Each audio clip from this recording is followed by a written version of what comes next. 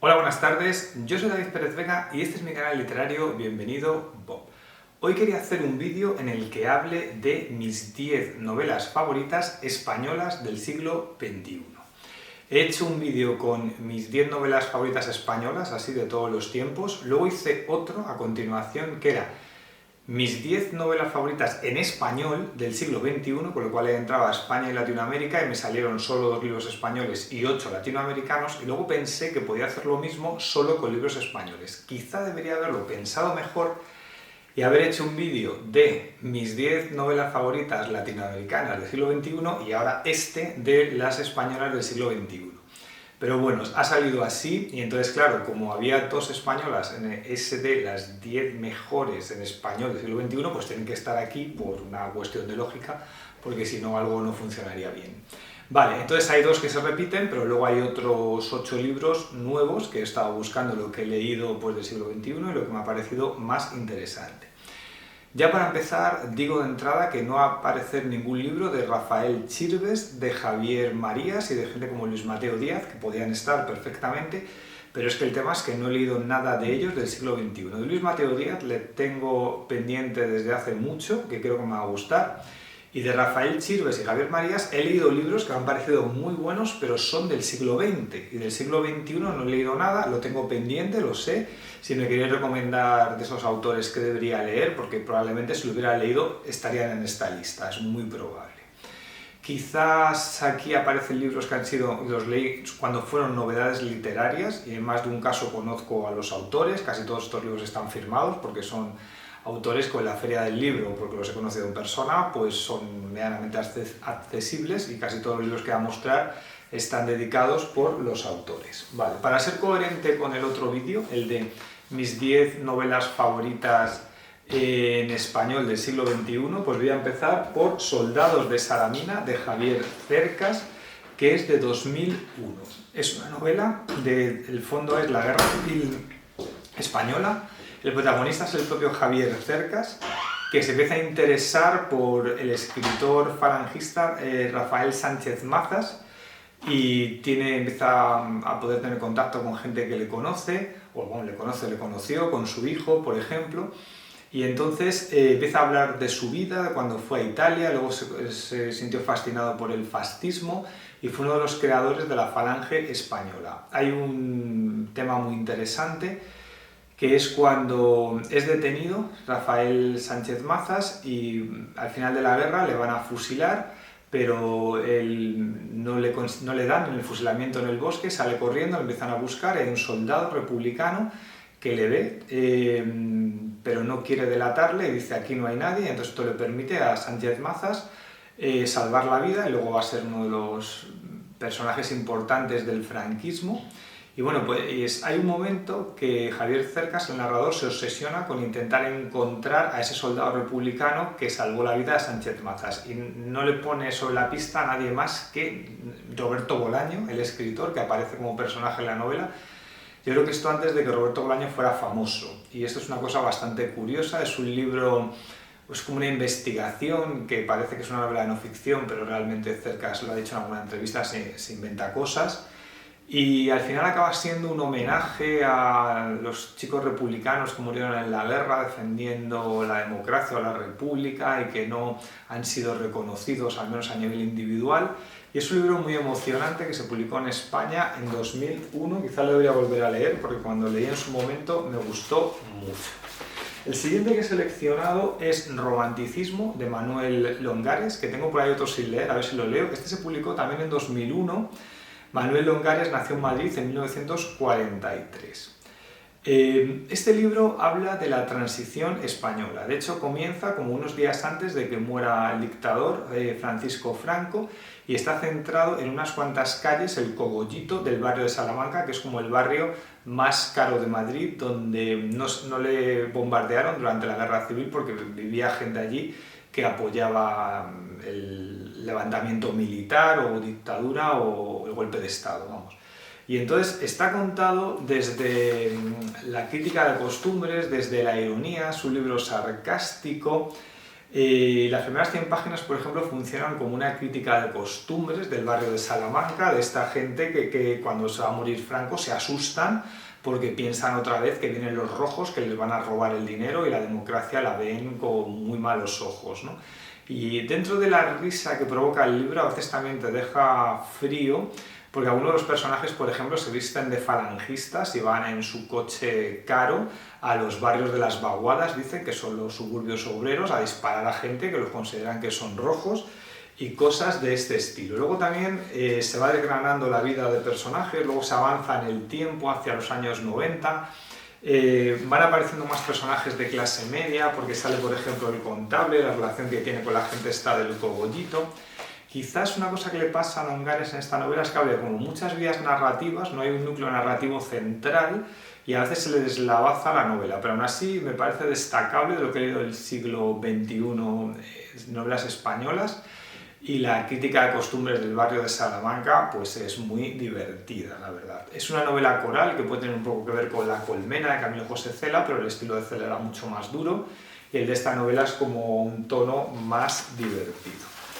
Vale, el otro libro que aparecía en la lista de mis 10 novelas favoritas escritas en español del siglo XXI era esta, París no se acaba nunca, de Enrique Vila-Matas, que se publicó en 2003. Es una revisión irónica de cuando Vila-Matas quería ser escritor y tenía el mito, como tantos hemos tenido, de ir a París a escribir, embebido pues por Hemingway, por Scott Fitzgerald y esta gente, y en los años 70 puede ir a París a intentar escribir su primera novela. Además coincide que vive de alquiler en una casa, que su casera es nada menos que Marguerite Duras, y te va contando más que nada pues un poco las penalidades que pasó en París en vez de ser feliz, y está contado en un clave irónico. Tiene mucho encanto este libro. Hay un momento que hace algunas tareas para algún editor de Barcelona y parece que le está llegando las galeradas de un libro a un escritor peruano que no conoce, pero que luego piensa que era Julio Ramón Ribeiro, por ejemplo.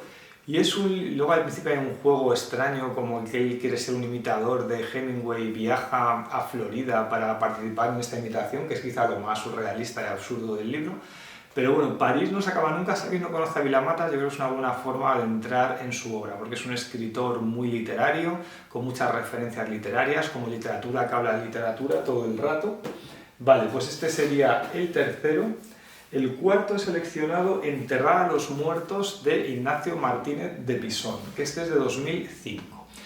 A Ignacio Martínez de Pisón leí yo bastante en los 90 cuando publicara Anagrama, sus colecciones de cuentos, algunas de sus novelas como Carreteras secundarias, que me gustó mucho, y ya he seguido menos su carrera cuando se pasó a Seix Barral. Pero sí que me han interesado unos libros como este, Entrada a los muertos y Filet, que son novelas como de investigación histórica sobre la guerra civil. Aquí habla de José Robles, que es un personaje real, que era el traductor de algunas novelas norteamericanas en España.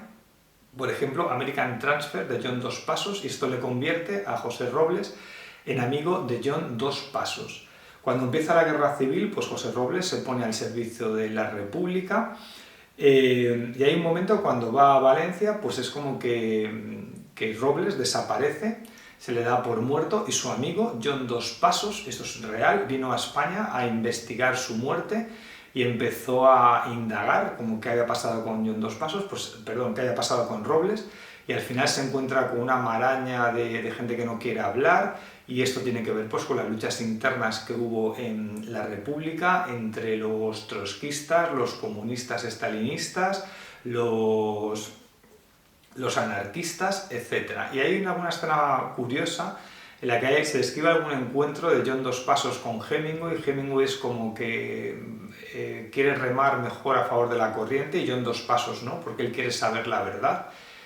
Y luego pues aquí hay un momento que Martínez de Pisón pues es como que intenta hacer su investigación para ver si puede descubrir qué pasó con José Robles y quién le mató. Me parece una novela de investigación bastante interesante de 2005.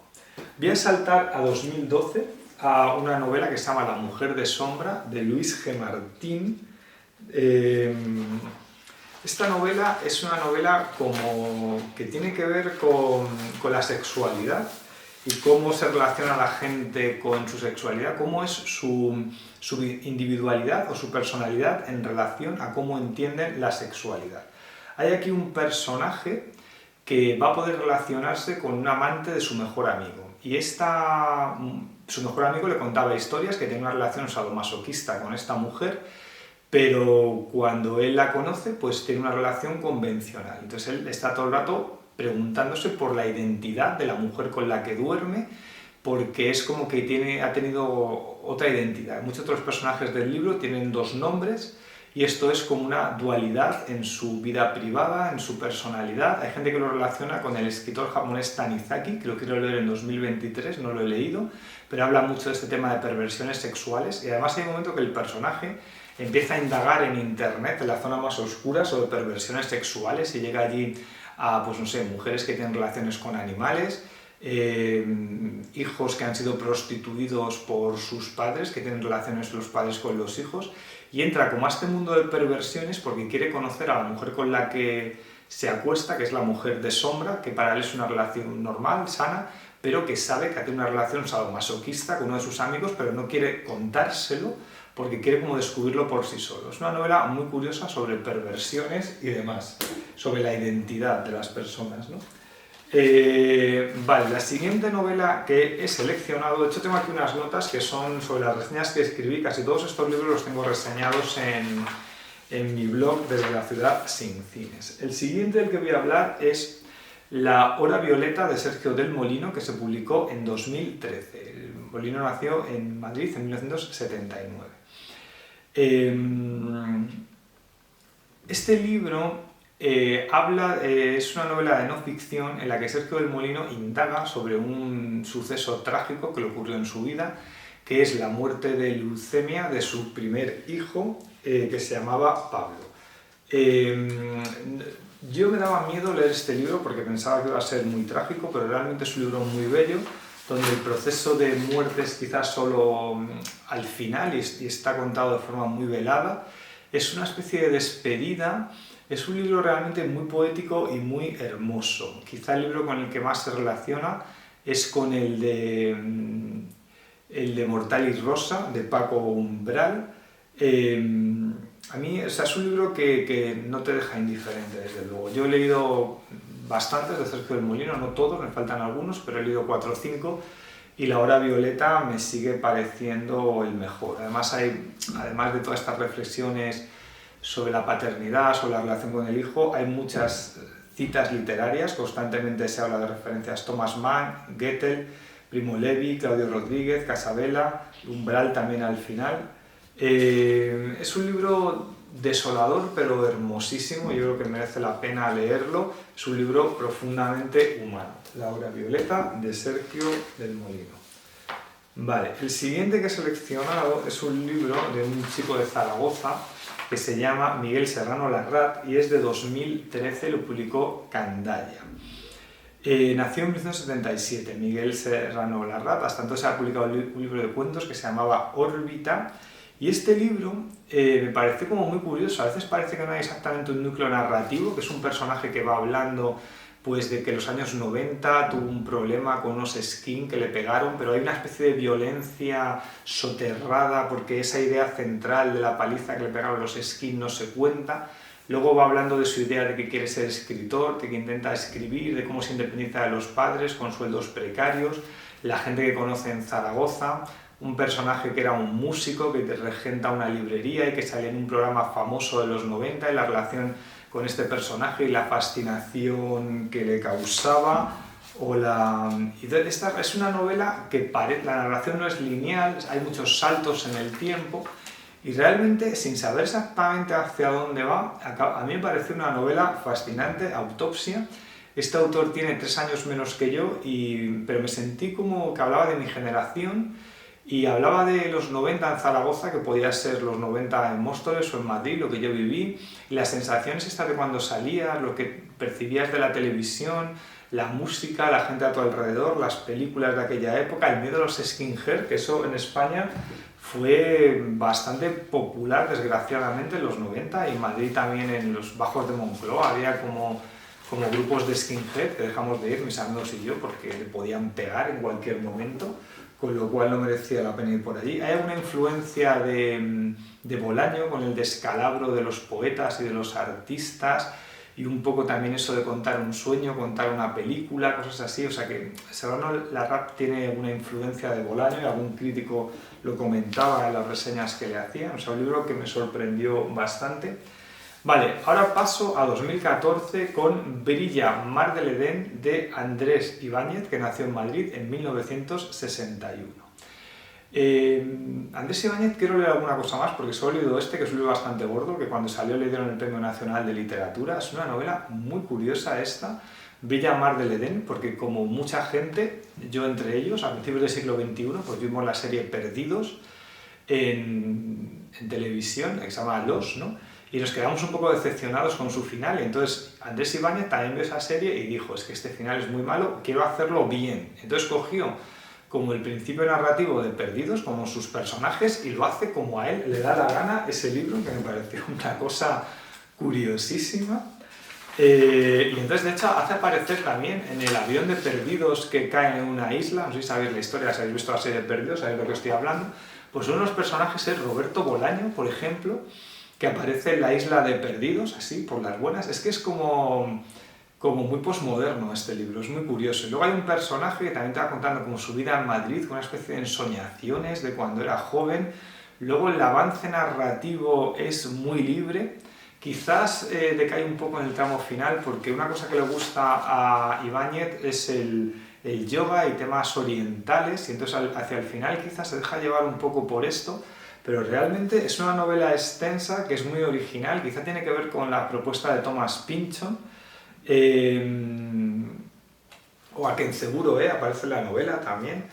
Me pareció un libro muy curioso y me he quedado con ganas de leer más del sólido este, y ya digo que me interesó mucho. Me voy ahora también a 2014 con el libro Alabanza de Alberto Olmos. Según otros autores que he sacado aquí he dicho que solo he leído ese libro y me gustó mucho. De Alberto Olmos he leído prácticamente todo lo que ha publicado. Nació en Segovia en 1975, bueno, Alberto Olmos le conozco en persona, es mi amigo. Y bueno, pues yo creo que de todo lo que he leído, para mí este es su mejor libro. Es su libro más extenso, su libro más ambicioso, con varias partes. Hay un personaje que puede ser trasunto del mismo, que es un personaje de un pueblo de Segovia, y te habla de la relación con los amigos del colegio, con sus padres, luego cuando viene a la ciudad, su sueño es ser escritor, la relación que tiene con algún editor, con algún crítico. Es una alabanza a la literatura que entiende como algo en decadencia. Hay una cosa muy curiosa en este libro, por ejemplo, que el personaje dice que la literatura va a morir el día en el que le den el premio Nobel a Bob Dylan, que lo decía como de broma en la novela, pero unos años después, de 2014, unos años después, eso ocurrió, lo que decía el personaje de Alabanza, que era ya el fin último de la literatura. Y bueno, hay una idea pues, de la fama, de lo que es un bestseller, del personaje, cómo se transforma a sí mismo para convertirse en un escritor cool siendo un chico que viene de un pueblo. Pues cosas así. La prosa me parece muy conseguida, para mí me parece lo mejor ya digo, que he leído de Olmos. Alguna crítica que hace al sistema literario, a los críticos, a los editores, y lo que buscan, lo que no buscan y tal. Se ha hablado de esta época, se hablaba de la literatura rural o neorrural, se lo relacionaba con Intemperie de Jesús Carrasco, o Por si se va la luz de Lara Moreno, pero yo creo que trascendía eso, porque había varias partes en la novela, hablaba de este tema rural, pero también de la ciudad, del tema literario, etc. Y me gustó bastante. Vale, y el último, el que haría el número 10, es Un amor de Sara Mesa, de 2020. Ese también sí que traslada la acción al campo, que es una chica que huye, digamos, de la ciudad y alquila una casa ella sola en el campo donde quiere hacer un huerto y dedicarse a traducir unos libros del francés, que es a lo que se dedica, ella es traductora. Y desde el principio el lector entiende que va huyendo de algo. Y todo el rato hay como escenas tensas, primeramente con el casero, luego con algunos habitantes del pueblo, con alguno tiene pues, alguna relación sentimental, y todo se va como embrollando, y hasta que descubrimos un poco de qué era lo que huía de la ciudad, Lo han comparado, por ejemplo, con la tensión de algunas novelas de Coetzee, a mí me parece que acertadamente, que Coetzee yo creo que es mejor, pero este libro de Esta la mesa me sorprendió, solo he leído este, me quedé con ganas de leer más, me pareció una novela muy bien armada y con mucha tensión narrativa. Le eligieron muchos suplementos literarios en 2020 como el mejor libro español publicado ese año y sentí curiosidad, lo leí y me gustó. Algunos de estos libros los tengo reseñados en el blog desde la ciudad sin cines, o este, por ejemplo, tengo videoreseña en el canal porque es de lo que más cerca en el tiempo he leído. Hablaba de esto de la dictadura de las víctimas, que me parece un concepto bastante curioso, ¿no? Como cuando alguien ha sido víctima de algo puede imponer sobre los culpables, aunque se han arrepentido, una serie de culpa eterna o metafísica. Y era una indagación sobre esa idea bastante interesante, a ver si leo algo más de esa mesa. Bueno, pues hasta aquí estos 10 libros que destaco de la narrativa última española del siglo XXI. Ya he dicho que no he leído, por ejemplo, de los gente más consagrada, quizá los que he sacado aquí, aunque muchos son muy consagrados, pero no he leído nada de Rafael Chirbe, repito otra vez, de Javier Marías. Yo diría que Juan Marsé sacado con el siglo XXI, como Rabos de lagartija, creo que tampoco lo he leído. Y a Juan Mateo Díez, antes he dicho Díaz, pero creo que es Díez, tampoco, y posiblemente si me queréis recomendar algo de esto, pues que yo no he leído, pues estupendo, me lo recomendáis en los comentarios, lo hablamos, gracias. Y ahora, como siempre, el momento spam donde yo hablo de mis libros y vosotros desconectáis normalmente y os vais del vídeo. Vale, esto no es Bambi, mi novela con 6 voces narrativas, 3 chicos jóvenes y 3 chicas, que donde critico el mundo de las empresas norteamericanas que abusan de esta gente joven y trabajando jornadas extenuantes. Dejo un enlace a un vídeo donde hablo más extensamente de esta novela. Es una crítica al mundo empresarial, pero también tiene humor, aunque es una historia de terror. Vale, Los Insignes, mi novela cómica sobre el mundo de la poesía, donde meto a Kim Jong-un, le convierto, el dictador de Corea del Norte, le convierto en un poeta, que habla a través de Skype con un poeta joven español llamado Ernesto Sánchez, y él le cuenta sus problemas en el mundo literario español y sus sueños desmesurados y la locura de todo esto. Dejo enlace a un vídeo donde hablo más extensamente. Y Caminaré entre las ratas, mi novela más extensa, que está situada en 2013, por tanto en la crisis de 2008-2014, donde hablo de un personaje que tiene 39 años, que va a cumplir 40, que laboralmente cada vez le va peor y también quiere ser escritor y no lo consigo, al menos al nivel que le gustaría conseguirlo. Hablo de la relación con su familia, con sus amigos, con sus parejas. Metí aquí todo lo que se me ocurrió, que creo que puede ser importante en la vida de una persona, a nivel privado, a nivel social, etc., ¿no? Dejo un enlace por si alguien lo quiere leer. Y ya pues me despido y me habláis vosotros, si queréis, de los libros del siglo XXI en España que os gustan y me podéis recomendar, porque seguro que se me han pasado algunos importantes. Adiós, hasta luego.